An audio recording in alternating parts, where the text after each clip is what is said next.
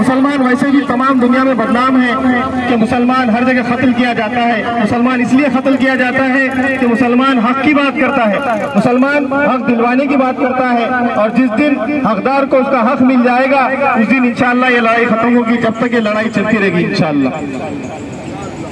इसके बाद मैं नारा लगाऊंगा, आपको लगाना है बाबरी मस्जिद लेकर रहेंगे, लेकर रहेंगे, लेकर रहेंगे, बाबरी मस्जिद लेकर रहेंगे, लेकर रहेंगे, लेकर रहेंगे, लेकर रहेंगे, लेकर रहेंगे।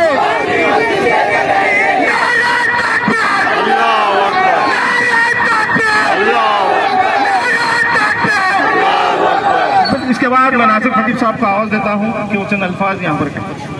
हमारी उम्र इसमें खप जाएगी, उसको खपाने के लिए तैयार रहिए। इंशाअल्लाह आप अगर तैयार रहेंगे अल्लाह भी हमारी मदद करेगा, उसकी तरफ से भी हमें मदद आएगी इंशाअल्लाह। फिर हमारी तारीख का दरख्शा बाब फिर एक बार खुलेगा। अगर हमारे सामने खुल जाता है तो बहुत अच्छी बात है।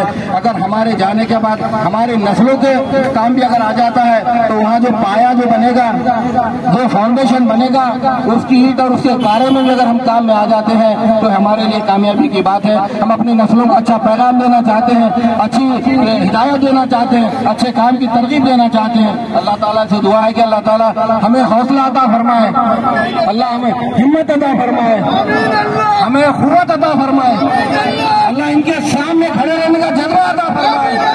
या अल्लाह तूने अबाविलों से काम लिया और हमास में जो तो फलस्तीन में देखा गया वहाँ जो तो अमीनों ने जो तो अबाविलों का काम उन्होंने अंजाम दिया।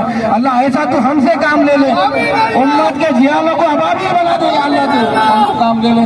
रब्बना तक़ब्बल मिन्ना इन्नका अंतस समीउल अलीम व तुब अलैना इन्नका अंतत तव्वाबुर रहीम। व आखिरु दअवाना अल्हम्दुलिल्लाह।